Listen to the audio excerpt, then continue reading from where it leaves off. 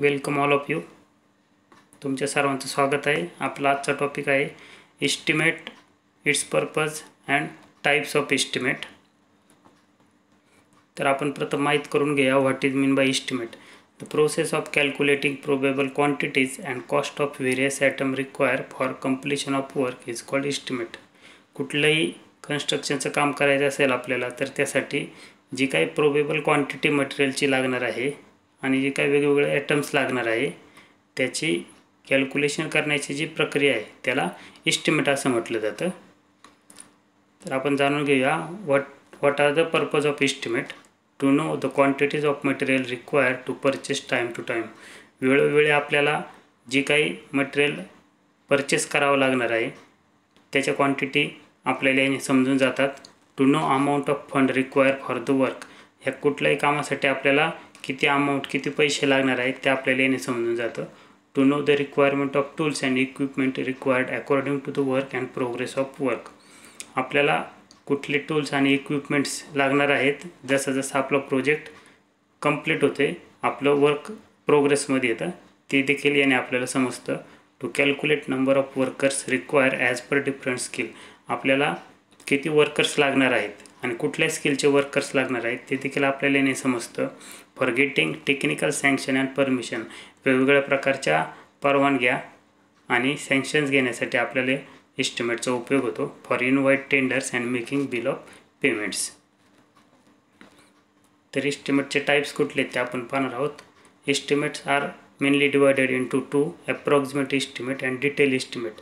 Approximate estimate are again subdivided into rough or preliminary estimate, plinth area estimate, cubic content method, approximate quantity method, and detail estimates are divided into item rate or detail estimate, revised estimate, supplementary estimate, supplementary and revised estimate, annual repairs estimate.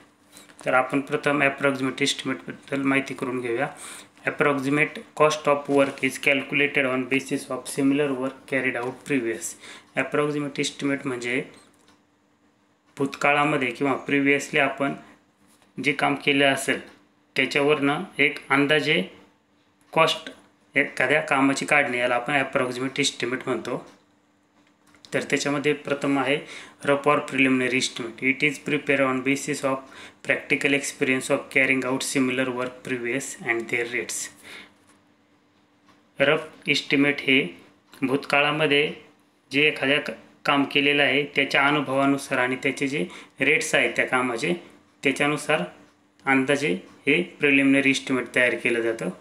Finding out approximate cost in short time for authorities and availability of funds for propose work.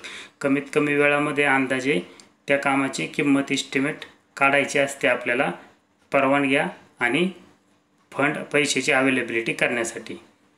Next आहे plinth area estimate. Estimate prepared by multiplying the plinth area of propose building by area rate of same building. Method is simple and practically applicable.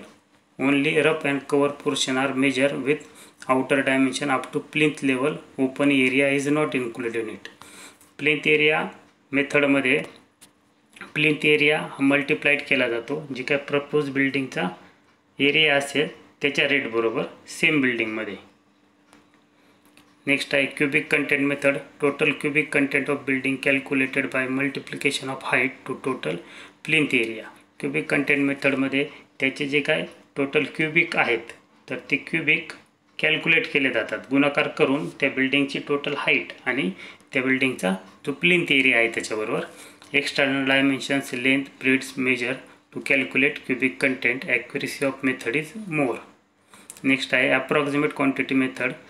Structure divided into foundation including plinth and substructure. याच्यामध्ये हे जे काय structure आहे ते दोन प्रकारात divide केलं जातं. एक असतं सुपरस्ट्रक्चर आणि एक जे असतं त्याला फाउंडेशनमध्ये डिवाईड केलं जातं आणि त्यानंतर त्याची मल्टिप्लिकेशन करून त्याची टोटल लेंथ काढली जाते. आता आपण पाहणार आहोत डिटेल एस्टिमेट. डिटेल एस्टिमेटमध्ये प्रथम प्रकार आहे डिटेल एस्टिमेट और item rate estimate. subdivided into individuals item of work and quantities of each item of work are calculated from complete set of drawings. Detail एस्टिमेटसाठी आपल्याला ड्रॉइंग आहे ते ड्रॉइंग खूप महत्त्वाचं आहे. ड्रॉइंग मिळाल्यानंतरच आपण डिटेल इस्टिमेट तयार करू शकतो. मग ड्रॉइंगनुसार आपल्याला जे काही ॲटम्स लागणार आहे प्रत्येक ॲटमचे क्वांटिटीनुसार आपण त्याचं ॲटम वाईज रेट इस्टिमेट तयार करत आहोत. The rates of various item of work can be gain from the schedule of rate prepared by government organization. Contingency 3 to 5% of estimated cost and additional 1 to 2% for work charge establishment.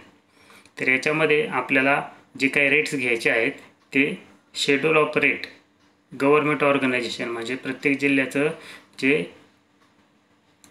DSR त्याला म्हटलं जातं, district schedule rate, त्यानुसार ते दरवर्षी publish होतं. त्याच्यामध्ये जे काही रेट आहे ते रेट आपल्याला यामध्ये घ्यावे लागतात. यामध्ये कॉन्टिजन्सी म्हणजे इमर्जन्सीसाठी एक्स्ट्रा निधी म्हणून आपण 3 ते 5% अमाऊंट याच्यामध्ये घेतो. आणि हे पूर्णपणे टोटल ही सर्व अमाऊंट घेतल्यानंतर जे काही एस्टिमेट तयार होतं त्याला total estimated cost of propose work असं म्हटलं जातं. सेकंड आहे revise estimate. Revise estimate prepare when if there is changes in original proposal, if sanction amount of original estimate exceed more than 5%, if amount spent on work more than 10% of sanction amount. जर जे काही आपलं पहिलं proposal आहे त्याच्यामध्ये काही changes झाले तर आपल्याला रिवाइज इस्टिमेट तयार करावं लागतं.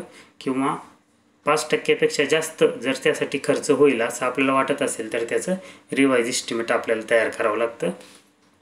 थर्ड आहे supplementary estimate. Supplementary estimate prepared when any extra additional work require. It is also detail estimate. आपल्याला कामामध्ये काही एक्स्ट्रा काम निघालं, एक्स्ट्रा वर्क ॲडिशनल वर्क करायचं असेल तर आपल्याला सप्लिमेंटरी इस्टिमेट तयार करावं लागते. ते सुद्धा डिटेल इस्टिमेट असतं जे काही वाढीव काम आपण करणार आहोत त्याचं. नेक्स्ट आहे supplementary and revise estimate. Supplementary and revise estimate is prepare when any work is not possible to complete and remaining work cost is less than 95% of original sanction amount. Annual repair and maintenance estimate यामध्ये आपण पाहणार आहोत. It is also detail estimate prepare to keep building in proper working condition. कुठलीही building किंवा project असेल, road असेल किंवा highway असेल ते प्रॉपर वर्किंग कंडिशनमध्ये ठेवण्यासाठी जो काही निधी किंवा जो काही खर्च लागतो त्याला ॲन्युअल रिपेअर खर्च म्हणावा लागतो. Amount of such estimate should be 1.5 to 2% of original cost of building. बिल्डिंगची जी कॉस्ट आहे त्याच्या 1.5 ते 2% ही अमाऊंट असते. तर याला annual repairs or maintenance estimate असं म्हटलं जातं. Thanks for watching. व्हिडिओ पाहिल्याबद्दल धन्यवाद. प्लीज या व्हिडिओला सबस्क्राईब, लाईक आणि शेअर करा. थँक्यू.